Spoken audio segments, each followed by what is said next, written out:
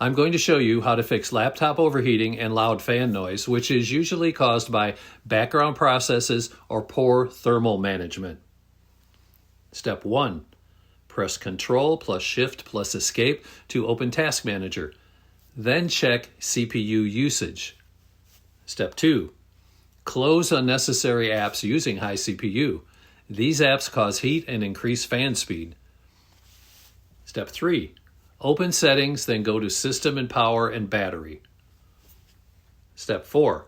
Change power mode to Balanced instead of Best Performance. This reduces heat generation. Step 5. Restart your laptop to reset background processes and stabilize temperature.